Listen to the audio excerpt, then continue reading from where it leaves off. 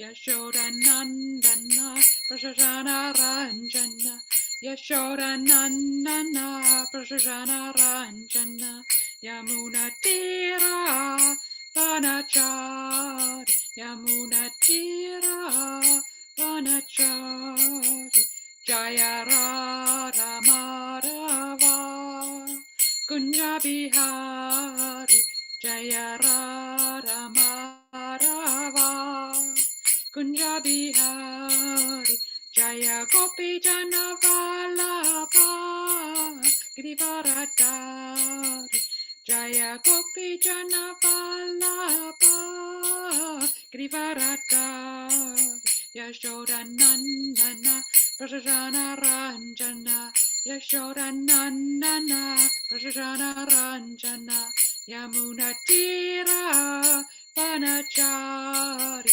Yamuna Tira Vanachari Radha Madhava Kunja Bihari Jaya Radha Madhava Kunja Bihari Jaya Gopi Jana Vallabha Giridharadhari Jaya Gopi Jana Vallabha Giridharadhari Yashodanandana Prasana Ranjana Yashodanandana Prasana Ranjana Yamuna Tira Vanachari Yamuna Tira Vanachari Hare Krishna Krishna Krishna Hare Hare Hare Rama Rama Rama Hare Hare.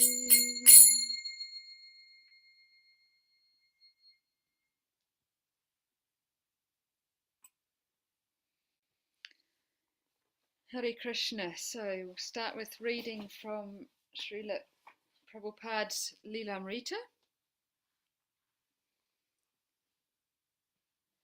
So just the paragraph from yesterday to bring context. Hearing of these problems by mail, Prabhupada considered them manageable.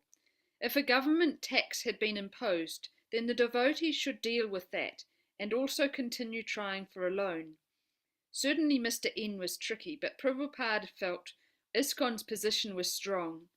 Giriraj should persist without becoming confused by Mr. N.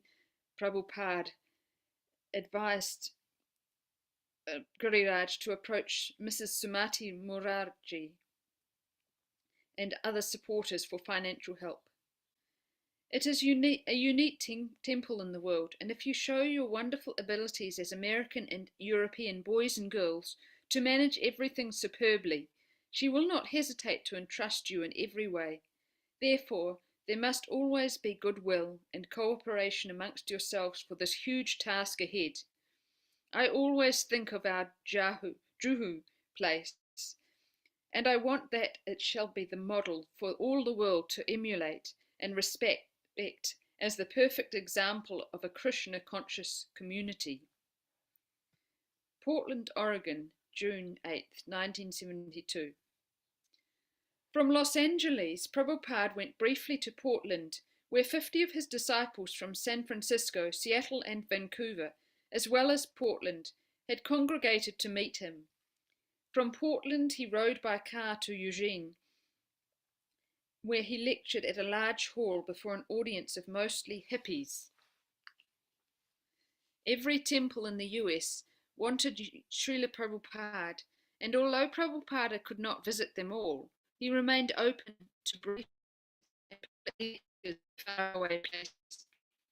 He would sometimes confide to his travelling secretary that his disciples should do this preaching, but then another lecture opportunity would arise, promoted by an enthusiastic group of devotees, and Prabhupada would surprise everyone by agreeing to go.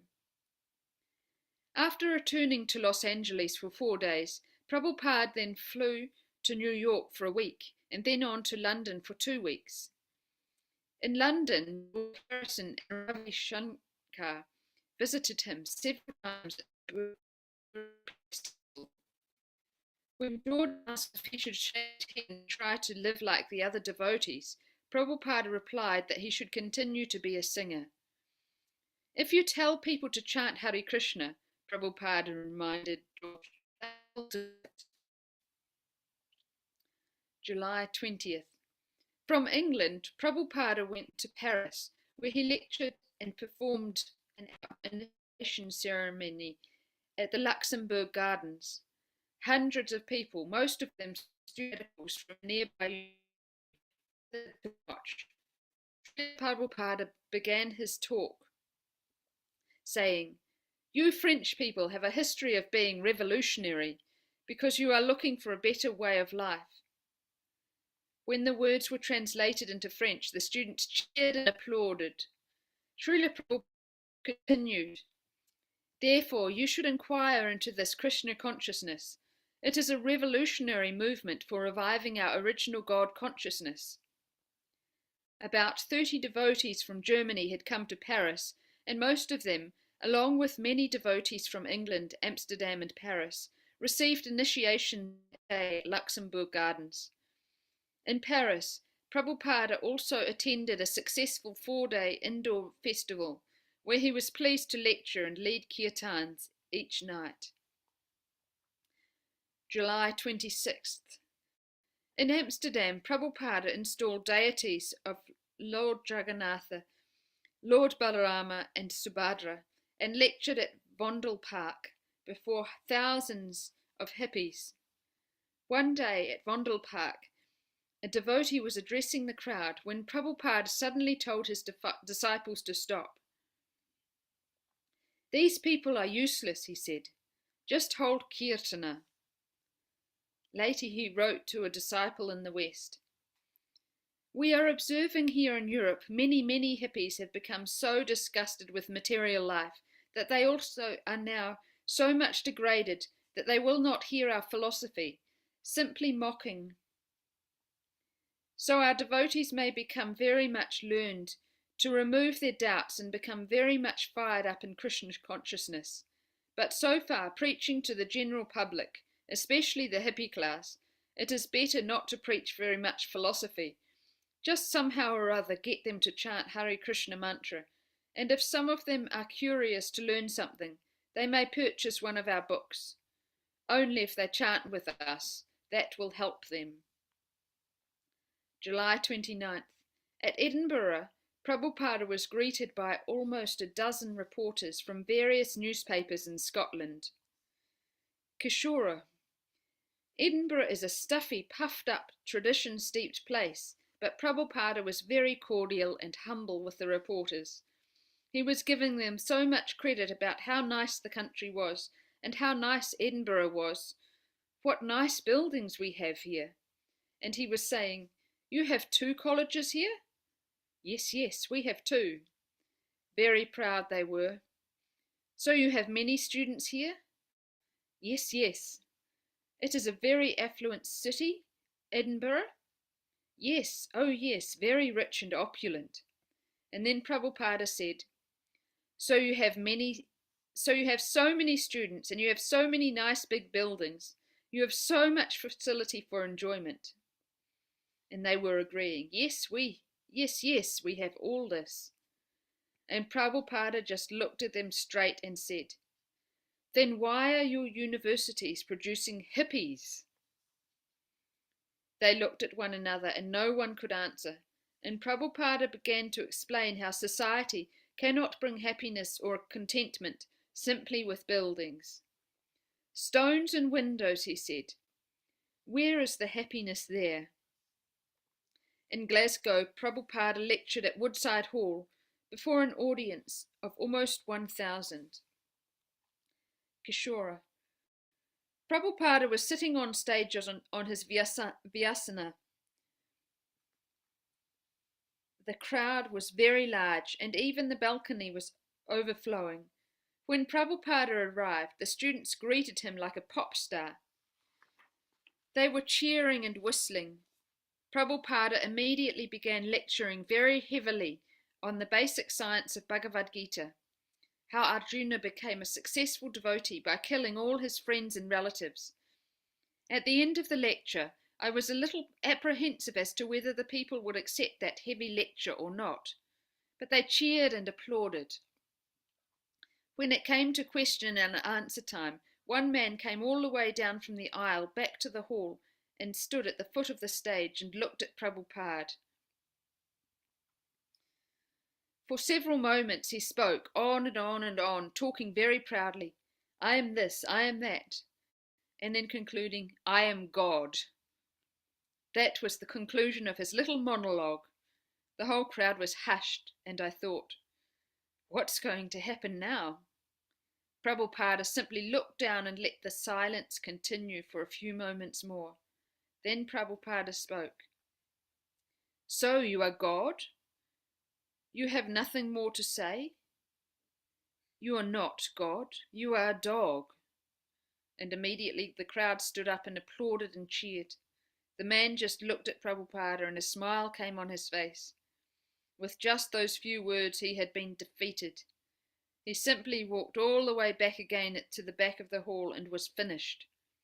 It was ecstatic because the crowd was participating in the whole thing. They all realized that God was not cheap. Then we had Kirtana, and everyone in the audience was dancing. At that time they had gotten a bit lax at the door, and the local street urchins from this low-class area of Glasgow came into the hall, and they all began dancing and singing. Some of them tried to get up on the stage. Prabhupada was also chanting, and so these kids were all trying to get around him and get on the stage to chant. The devotees started to push these dirty little children off the stage, but Prabhupada said, Don't do that. These children are all devotees. Let them chant. When Prabhupada finally got up to leave again, he reminded me of some big celebrity. He was smiling and waving and walking off the stage, and the audience were all shouting, No, no, no. They began chanting, More, more, more, more.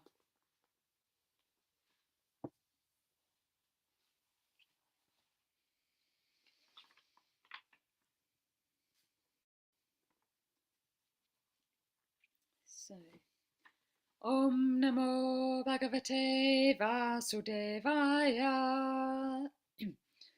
Om Namo Bhagavate Vasudevaya. Om Namo Bhagavate Vasudevaya.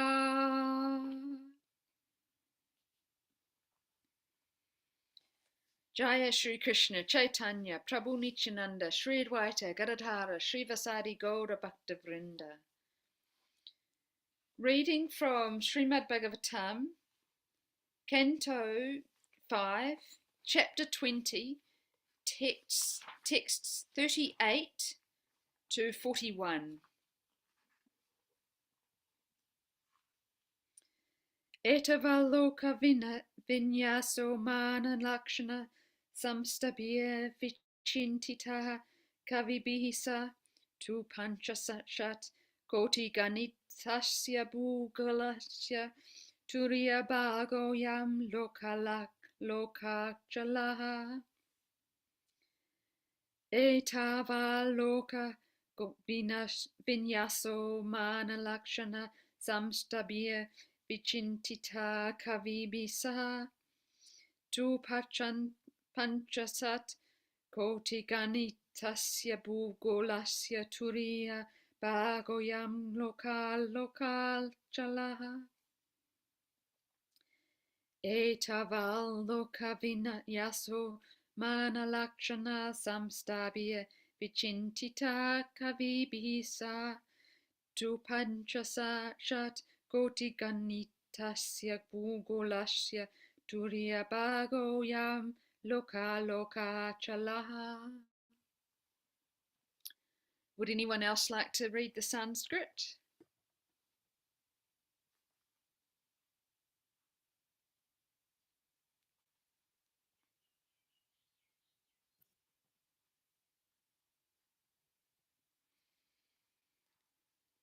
I'll go on with the word for word then. Etavan, this much. Loka, vinyasa. The placing of the different planets. Mana with measurements. Lakshana, symptoms. Samshtabhihi, as well as with their different situations. Vinchitaha, established by scientific calculations. Kavibihi, by known scholars. Sa, that. To, but. Panchashats, koti, 500 million yojanas. Ganitashya, which is measured at Bhugolashya of the planetary system known as Bhugolaka. Turiya Bhagaha, 1/4. Ayam, this. Loka Achala, the mountain known as Loka. Translation. Learned scholars, who are free from mistakes, illusions, and propensities to cheat, have thus described the planetary systems and their particular symptoms, measurements, and locations. With great deliberation, they have established the truth that the distance between Sumeru and the mountain known as Loka is 1/4 of the diameter of the universe, or in other words, 125 million yojanas, 1 billion miles. Purport by Srila Prabhupada. Srila Vishwanatha Chakravarti Thakura has given accurate astronomical information about the location of Loka mountain, the movements of the sun, globe, and the distance between the sun and the circumference of the universe. However, the technical terms used in the astronomical calculations given by the Jyotir Veda are difficult to translate into English. Therefore, to satisfy the reader, we may include the exact Sanskrit statement given by Srila Vishwanatha Chakravarti Thakura, which records exact calculations regarding universal affairs. Satu lokalokas tu Bhugolakasya bu sambandana da golakasyata suyasyeva bhuvo pyanda golakayo madhya vartivat kagolam eva bhugolam api panchashat koti yojana pramanam tasya turiya bhaga sarda dwadasha koti yojana vishtarotraya iti ataha bustuchatus trishallakshonapanchasat koti pramana nya yata meru madhyan manashotara madhya parantam sarda sapta panchashal lakshotara koti yojana pramanam manasotara madhyat swadukadaka samudra paryantam sannavati laksha yojana pramanam tata kanchani bhumu bihi sarda sapta panchashal lakshotara koti yojana pramana evam ekato meru lokalokayo antaralam ekadasha shal lakshadika chatus koti parimitam anyatopi tatayeto lopakaparayantam stanam dvavimshati lakshotarashta koti parimitam lokad bahir apyayekataha etavat eva anyato pi etavat eva yad vakshyate yonte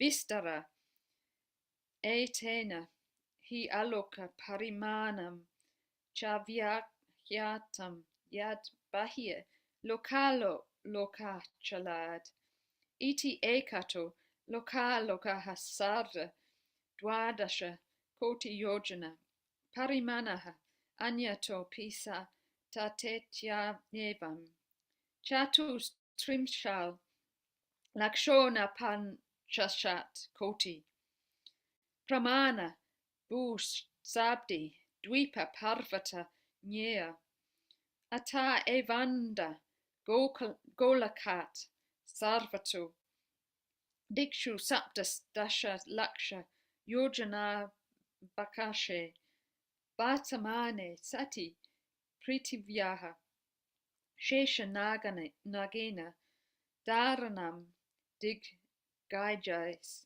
chanishchali karanam satakam bhaved anyata tu vyahyantare panchashat koti pramanat vad andagolaka lagnatve tatat sarvam ankinchat karam shat chakshushe gantare chakshmat majanam Shrivaraha devonotapanam chadukadurgatam Shiad iti adikam vivachaniyam. Text 39. Tad uparistach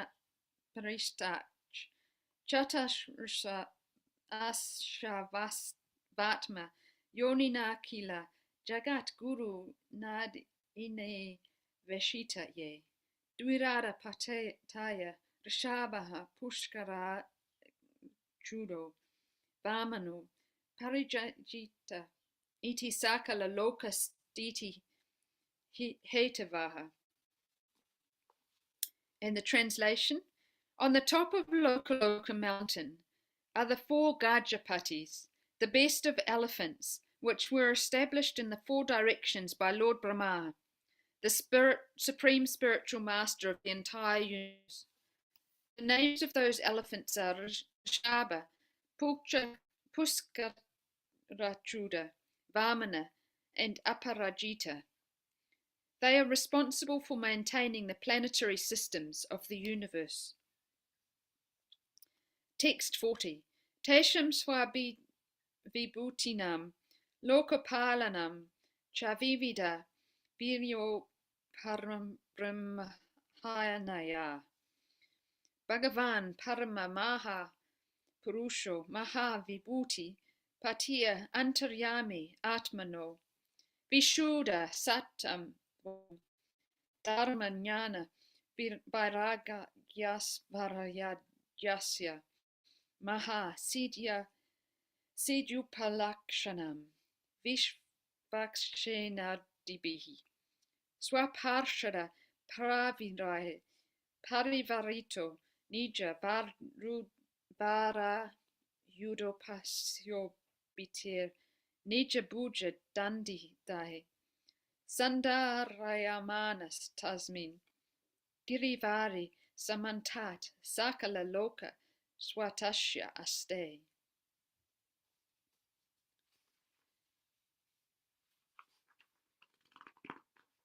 And the translation. The Supreme Personality of Godhead is the master of all transcendental opulences and the master of the spiritual sky. He is the Supreme Bhagavan, the super soul of everyone. The demigods, led by Indra, the king of heaven, are entrusted with seeing to the affairs of the material world. To benefit all living beings in all the varied planets, and to increase the power of those elephants and of the demigods, the Lord manifests himself on top of that mountain in a spiritual body, uncontaminated by the modes of material nature. Surrounded by his personal expansions and assistants like Vishvakshena, he exhibits all his perfect opulences, such as religion and knowledge, and his mystic powers, such as Anima, Lagima, and Mahima. He is beautifully situated, and he is decorated by the different weapons in his four hands.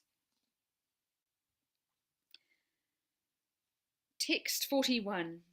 Akalpam evam vesham gata esha bhagavan atma yogamaya virachita vivida lokayatra gopiyaya yetyataha. Translation.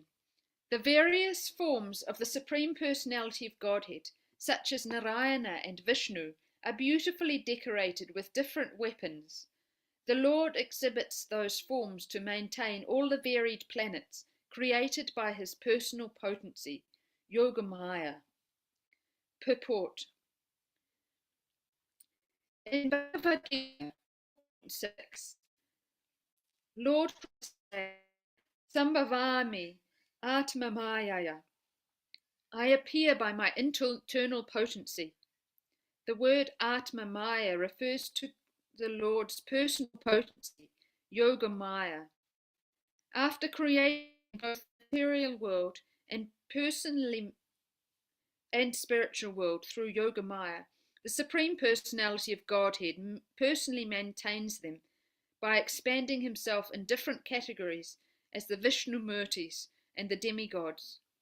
He maintains the material creation from beginning to end, and he personally maintains the spiritual world.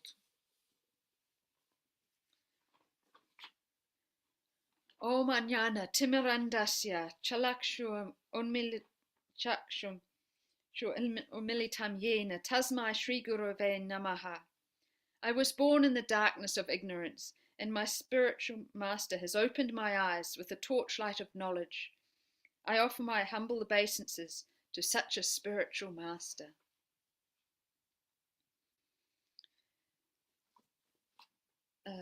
Translations again. So this is text 38. Learned scholars who are free from mistakes, illusions, and propensities to cheat have thus described the planetary systems and their particular symptoms, measurements, and locations with great deliberation. They have established the truth that the distance between Sumeru and the mountain known as Lokaloka is 1/4 of the diameter of the universe, or in other words, 125 million yojanas, 1 billion miles. So just a little on that text.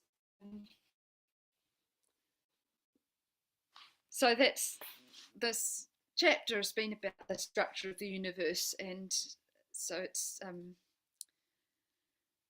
quite difficult for us to comprehend. And then, as I read there, Prabhupada gave the Sanskrit explanation because there's no equivalent English words. But yes, the Lokaloka mountain. I'll just read the next translation as well, text 39. On top of the Lokaloka mountain are the 4 Gajapatis, the best of elephants, which were established in the 4 directions by Lord Brahma, the supreme spiritual master of the entire universe. The names of those elephants are Rishabha, Puskarachuda, Vamana, and Aparijita.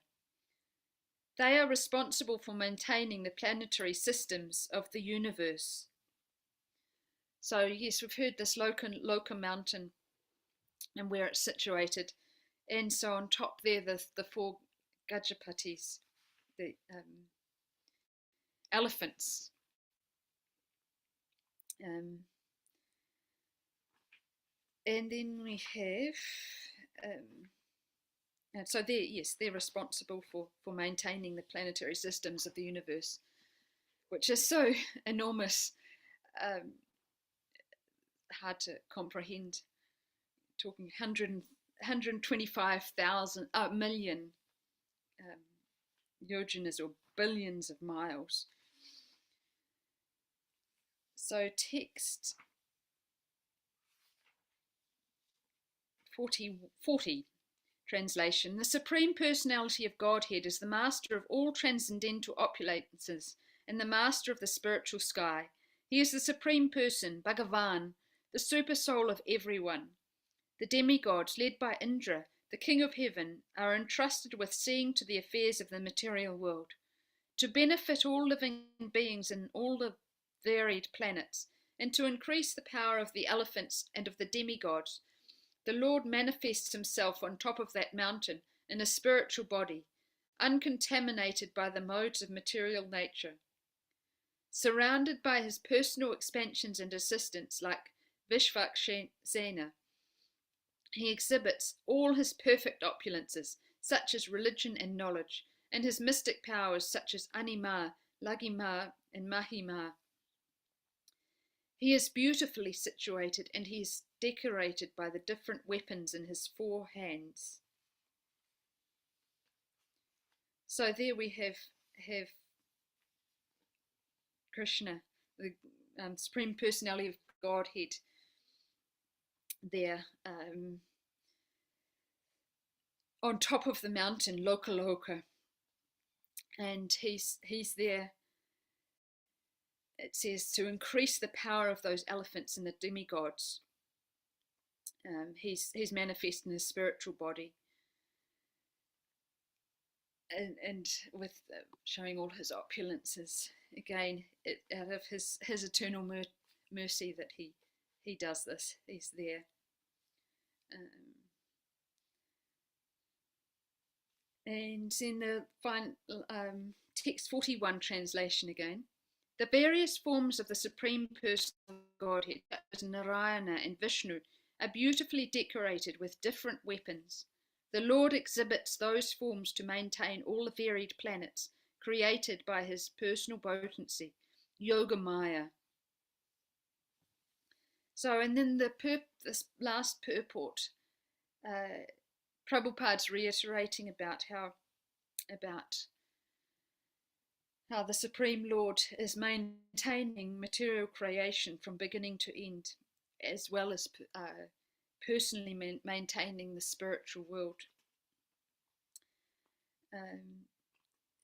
Purport refers to Bhagavad Gita 4:6, which I have here.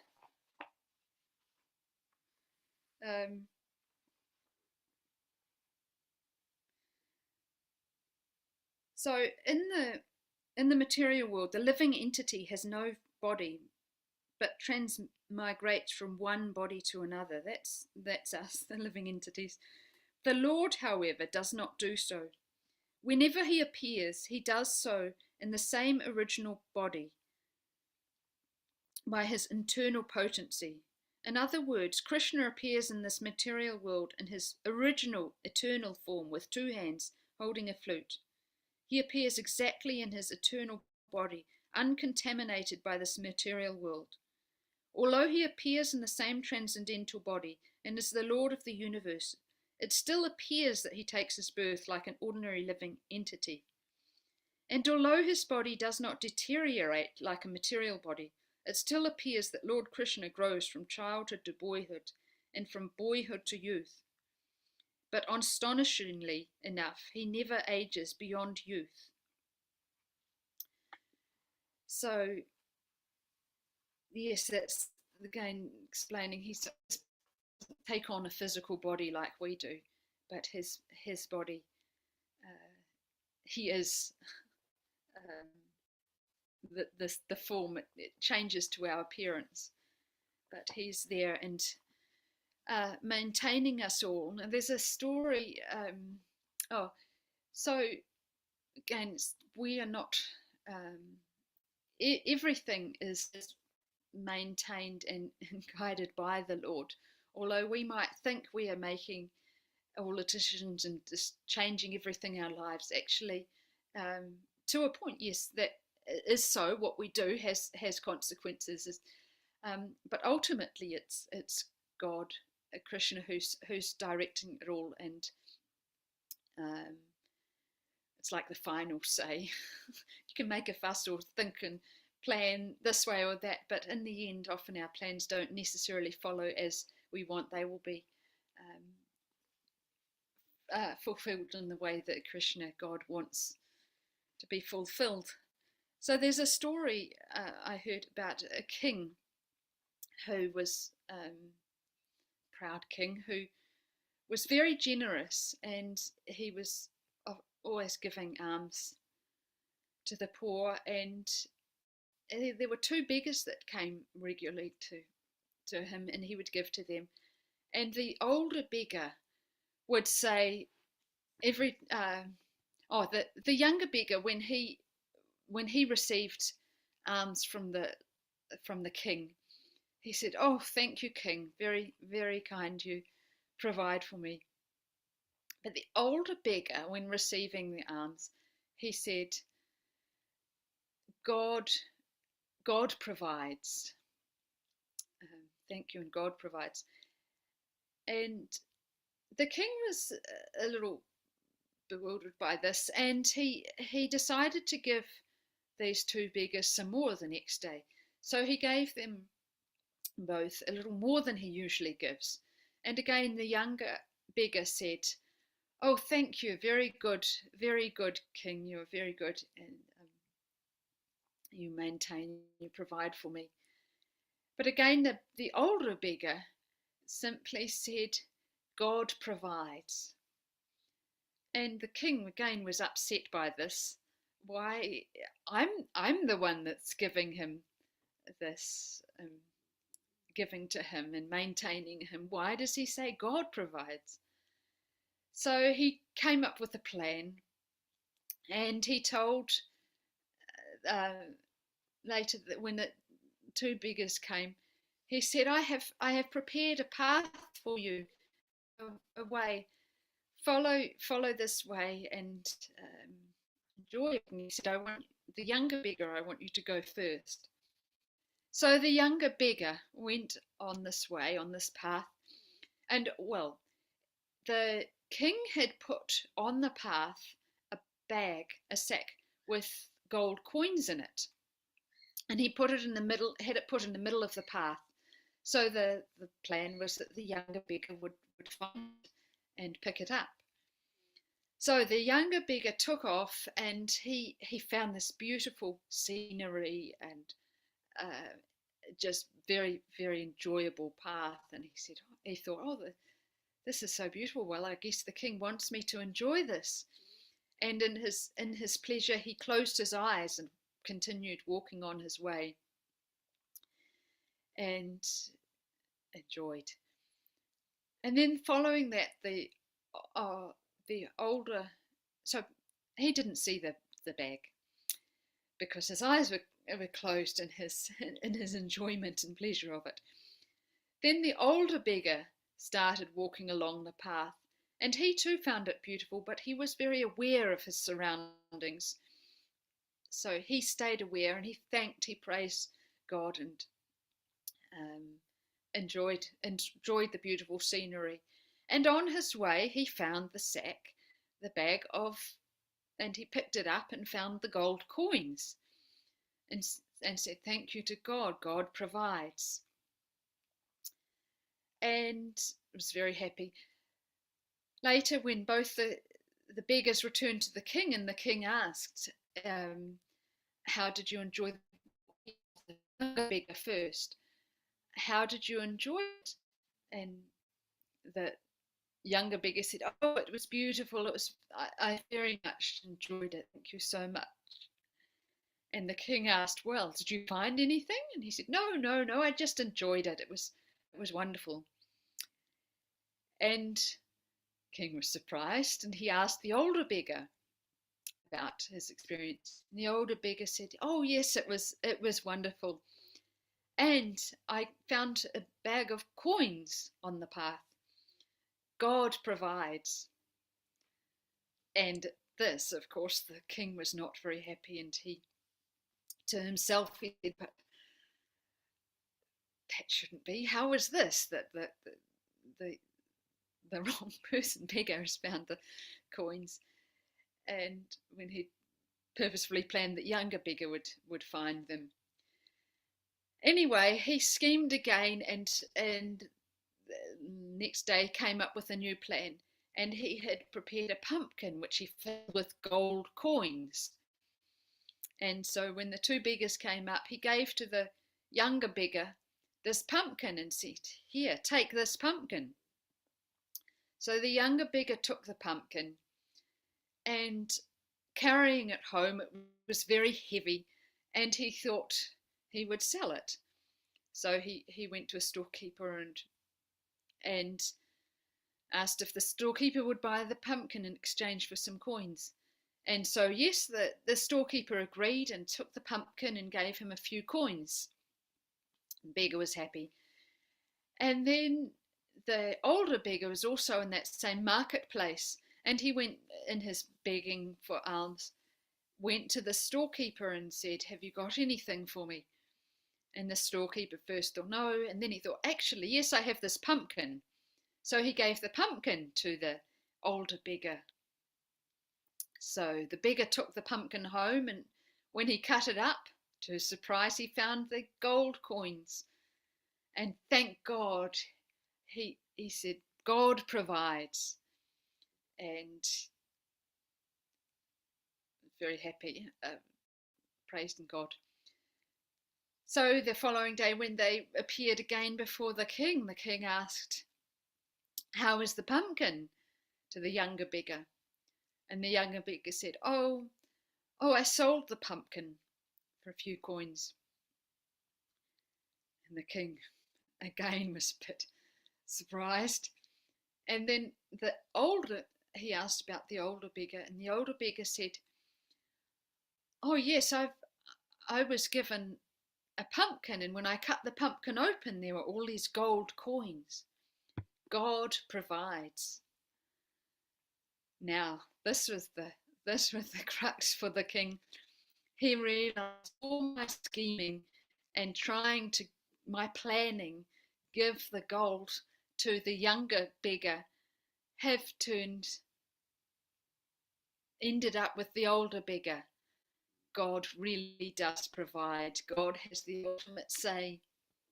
So he came to the realization that God indeed is the maintainer. He's only the vehicle. So that's a wonderful story to describe that. There's another story of maintenance is Srivas Thakur. Srivas, so disciple with when Chaitanya, Lord Chaitanya was with him, they were chanting all day, all night. Srivas opened his home, and yes, not day and night, but he was a householder. And when Lord Chaitanya asked him, "So you're a householder, how do you maintain your family?" And Srivas clapped his hands 3 times. And Chaitanya was confused, and he said, "But yes, but you haven't answered my question. How do you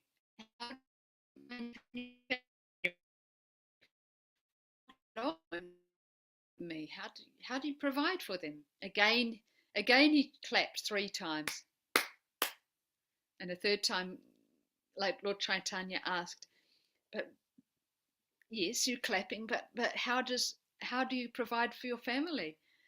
And so Srivas explained to him, he said, "I have faith in the Lord, and when I clap 3 times, the Lord knows that if I do not, if my household is not maintained, I will go drown myself in the river." Such was his faith that Krishna provided, and it really worked. So we can live on the faith. I think I know I've got a long way to go on that, but more and more as we increase our Krishna consciousness and our faith and trust in the Lord, and see the little signs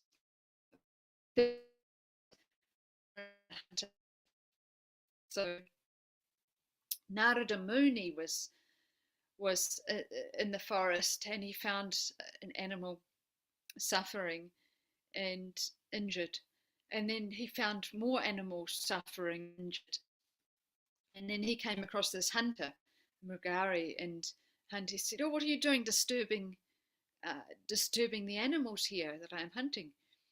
And Narada Muni said, "But why are you nearly hurting them? You're nearly killing the animals, but you're not killing them, and they are suffering." Mrugari said, "Oh, but there's nothing wrong with this. I enjoy it." And Narada Muni explained about what happens after death and karma, and with the killing of animals. And so Mrugari uh, asked, "Well, what am I to do?" And Narada Muni advised him to stop the killing of animals and go to build a hut in the forest and praise um, a tulsi bush. And so Mrugari said, "But how will I be maintained?" And he said, "Well, God maintains. God will um, give you all you need." So Mrugari left his ways, trusted Narada Muni, the great acharya, and did that. And then all the people around, "Oh, Mrugari's become a sage, and he's changed his ways." And so they brought food to him. Sure enough, he was provided lots of food, so much food that he had enough to give away also, prasadam. So again, another example of how Krishna maintains when we have the full faith, and he's in the ultimate control, not us. Um, so yes, these are the main points there for us to remember in our day-to-day lives, that to thank Krishna and trust that he will provide. He maintains the whole spiritual world, the material worlds, everything in it. There's a greater, bigger picture that we, our little lives, are not necessarily um, considering or aware of, but that God in his that knows everything and has the overview. He does the work. What Krishna wants is what's going to happen, and doesn't mean to say we don't do our best. We still have to um, do what we see as the best, and um, take action. We still have to provide for families. Very advanced streamers. All it takes is the faith and the clapping. Most of us, I don't think, are there. So we still have to go out, do our work, do our dharma, um, and provide, but ever increasingly know that when things go wrong, what appear to be wrong to us, or troubles and problems, if we can um, hand over to Krishna and give us the answers that are needed to solve our problems, because he does have that ultimate power to do that. So, anyone got any questions or comments to make?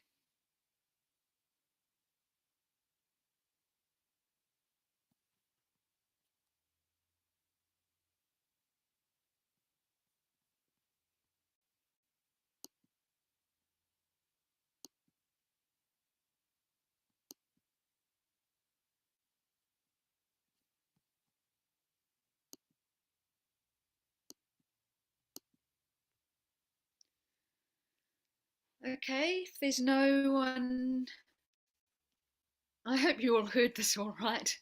Um, Yes, Hare Krishna Mataji, Dandavat Pranam. Yeah, very nice examples with the how Lord maintains us.